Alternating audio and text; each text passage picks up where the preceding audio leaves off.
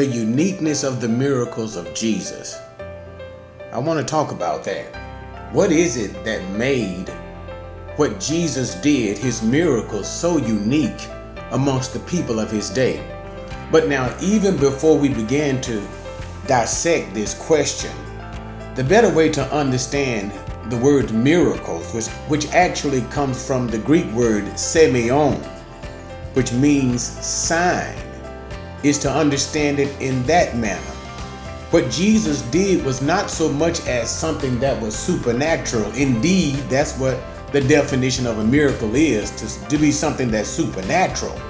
But the theological understanding of what Jesus did is that these supernatural manifestations of Jesus were signs that indicated two basic things. Number one, that he is the Son of God, and number two, that he is the Messiah. So therefore, the miracles that we call them miracles, but I prefer to say signs.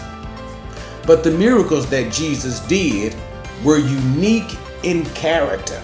Okay, so let's turn very quickly to John chapter 15. We're going to look at verse number 24, and this is going to get us started with this particular point. But notice what Jesus says in John 15 and 24. If I had not done among them the works which no one else did, they would not have sinned. But now they have both seen and hated me and my Father as well. Now, the thing that is very unique is what he said. Notice he said, if I had not done among them the works which no one else did. So Jesus is now declaring that he did unique miracles. Again, what?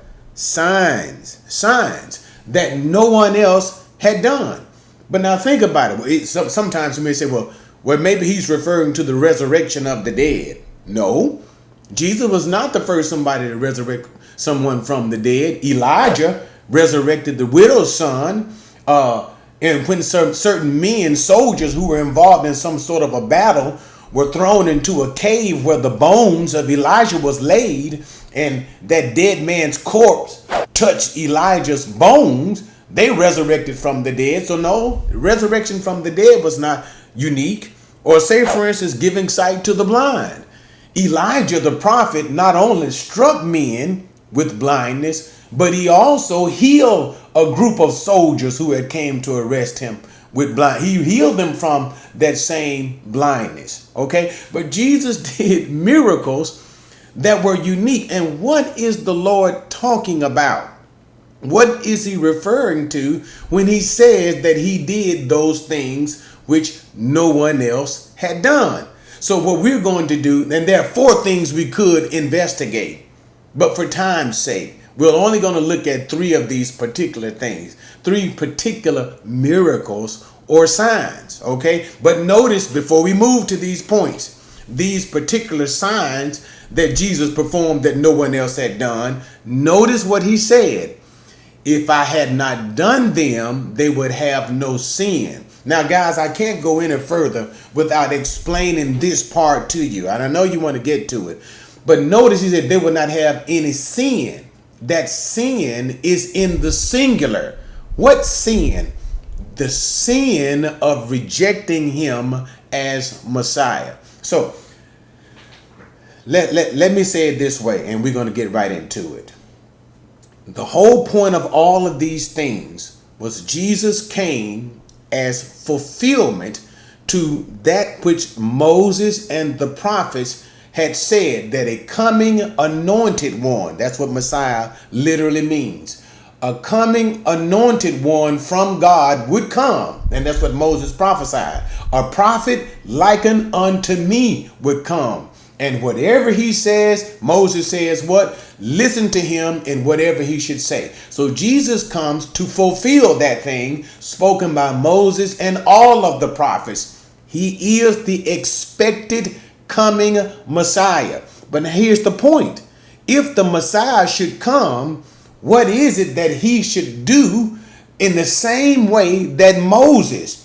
What signs or what miracles would the Messiah give that would prove that he indeed was the coming Messiah? And now this is what Jesus is referring to in John chapter 15. I did these particular signs or works or miracles that no man had done. And these things proved indeed that I said that I am who I said that I am. So let's look at them so you'll understand it even more so. Okay, so let's go to Luke.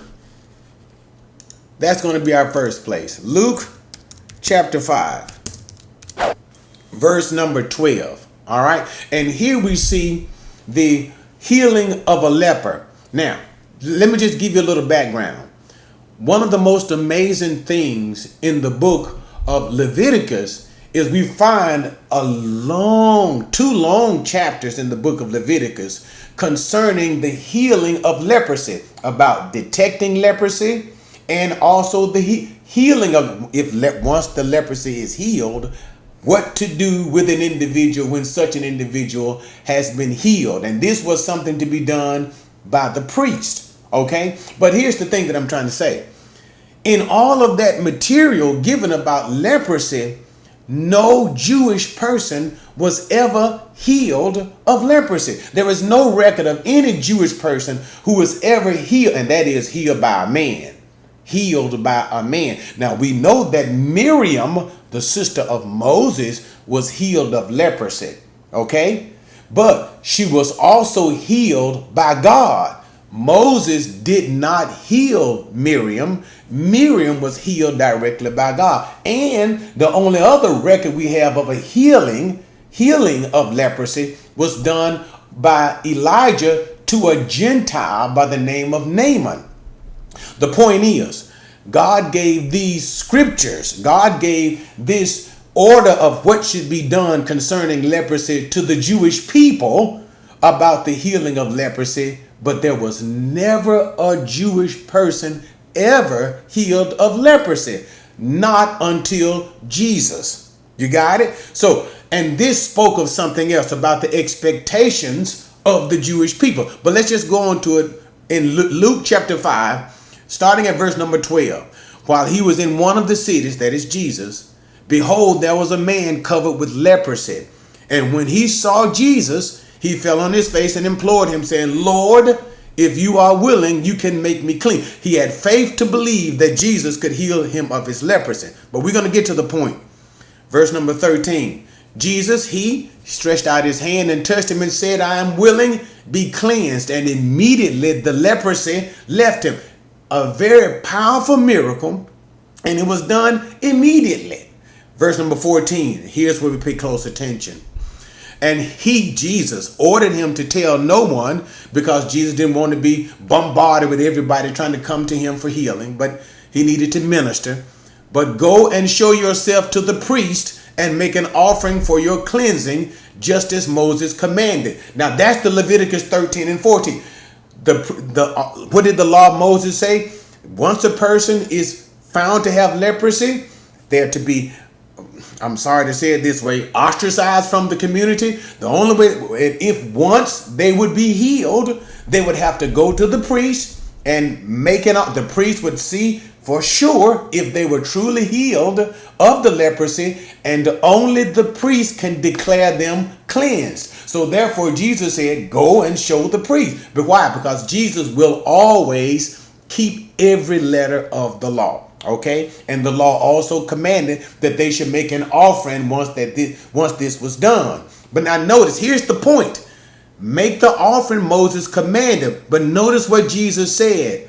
And as a testimony to them. A testimony to who? A testimony to the priest. Why? Because at this point in time, and we have numbers of Jesus cleansing lepers from their sins. But the point that I'm trying to get you guys to see is Jesus not only wanted them to follow the Mosaic law concerning cleansing and making the offering, but he wanted this to testify. So when that leper came to them, they would have to ask a series of questions. And the primary question that the priest would ask is this: who healed you of your leprosy. Why? Because no man has ever been clean. No person has ever been cleansed of leprosy. So this would get the attention of the priest when Jesus did this particular miracle. And they would say that, who did this miracle? And the leper would, of course, the leper who is now cleansed would say, Jesus of Nazareth.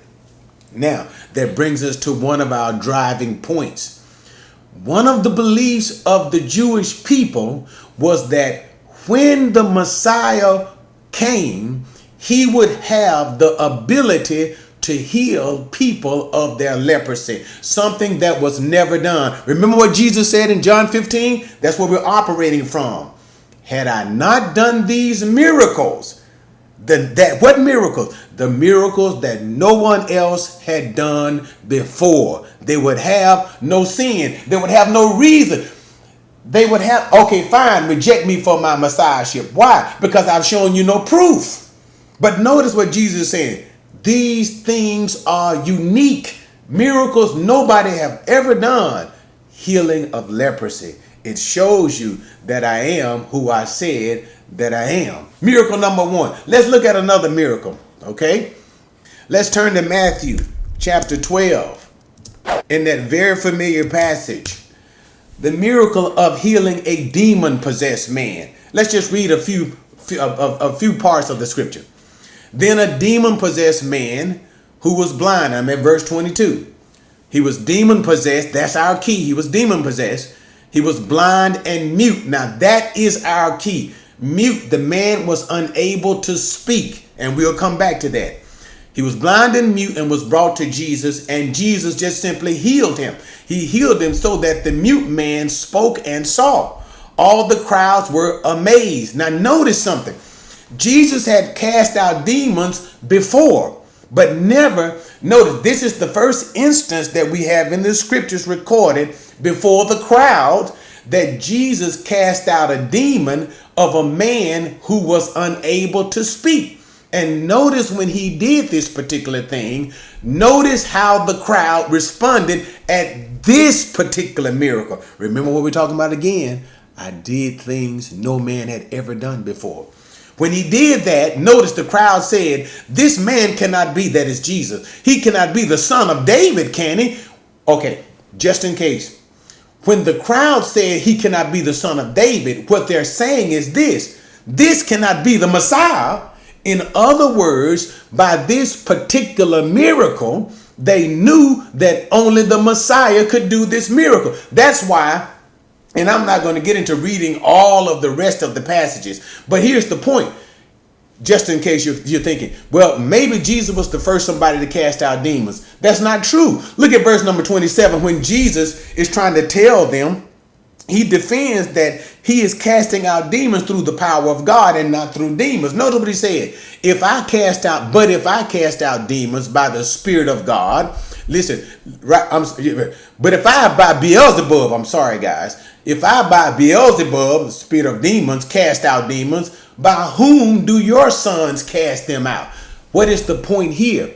Jesus is saying he's not the first somebody to cast out demons. They have already been casting out demons once before. But here is the beauty of the thing. When the Jews cast out demons, they had a manner, a means by which they cast out demons. What would they do? In order to cast out demons, they first had to get the demon's name. They had to inquire by the demon's name, and then they could invoke authority over the demon once they understood or learned the demon's name. So when you find out the demon's name, then you can cast the demon out of a person. But they believe that once the Messiah would come, he had no need to find out the demon's name. He would have the power to do what? Simply cast the demon out. That's why this particular sign miracle is so important. What is Jesus doing? Notice, they brought a man to Jesus and the man could not speak. And since the man could not speak, Jesus just did what? Cast the demon out of the man without inquiring what the name of the demon was. And that's why the people, they responded so incredible. They said, oh my gosh, this man can't be the Messiah, can he? Again, Jesus doing what? He's doing things that no one else had done before. All right, let's turn to one more. Let's do another one. Let's do a third one. All right, let's turn to John chapter 9, dealing with the occasion of the man born blind. We'll just simply read a few passages and then we'll make our final point. John chapter 9, verse number 1. And as Jesus, passed by, he saw a man blind from birth. And his disciples asked him, Rabbi, who sinned, this man or his parents, that he was born blind? So they wanted to know what was the reason for this man being born blind. Was it because of sin? Notice Jesus's response, okay? But we can't stay on it, but it's a beautiful point. Jesus answered, it was neither because of sin that this man's parents had sinned, nor the man had sinned. Look at the end of verse number 3. But it was so that the works of God might be displayed in him. In other words, Jesus was saying this man was born blind for this particular time. He was born blind, and let me just cut through it, guys, so that this particular sign might be shown through him. All right, so but here's the whole point. The man was born blind, okay?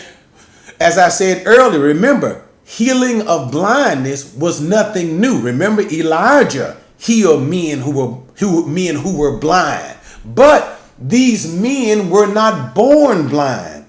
According to the Jewish expectation, they believed that only the Messiah would have the power to heal a man that was born blind. That's why once this man was born blind, and it's a beautiful story, guys, and we don't have time to even just walk through it. Maybe we'll do a separate teaching on it. That's why Jesus sent this man to the pool of Siloam, because he knew the priest would be there. He knew the man would be exposed to these priests at the Feast of Tabernacle. He knew that the questions would arise about this man being healed of his blindness, a man that was born blind. That's why the Jewish leaders made such a big deal about it. What did they do? Remember, they called his parents. Is this your son whom you say was born blind? And the whole issue about it is this. The miracle was so unique. But anyway, let's look at what the man said, and we're going to kind of wrap it up with this one. Remember in verse number 32, look at it, what it said. And the man said, when he himself was actually tested or brought to trial, in a sense, being questioned by these leaders about this particular sign miracle of Jesus. And notice what he said in verse number 32. Since the beginning of time, it has never been heard that anyone opened the eyes of a person born blind. And that's our point again. What did Jesus say? If I had not done the works that I did that no one else had done. And just for good measure, I throw this one in. You say, well, Pastor Lee, you were talking about this stuff about resurrection from the dead. And Jesus resurrected Lazarus from the dead, and we know that Elijah, and the whole point about Elijah and their resurrection from the dead. But when Elijah resurrected the widow's son, he had recently died. When the men died who touched the bones of Elijah, they had just died. The miracle of Lazarus, and we won't even turn to it, but I just explain it to you so that it will just even further add to the point that Jesus made. He did things no one had done before. Remember when Lazarus was sick in John chapter 11, they came to him and Jesus stayed there. And they said, well, let's go. Jesus said, this sickness has not come unto death, but has come for the glory of the Son of God. And he stayed there all the way up until when he finally got there, Lazarus had been dead. How long? 4 days. That when he got to the tomb and commanded that the stone be rolled away, what did his sister say? His body had now decayed and Lazarus was stinking. And that's our wonderful thing. Why?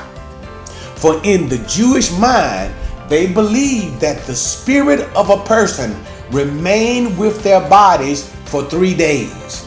And after 3 days, the spirit completely departs from the body, and therefore resurrection is no longer possible until the last day.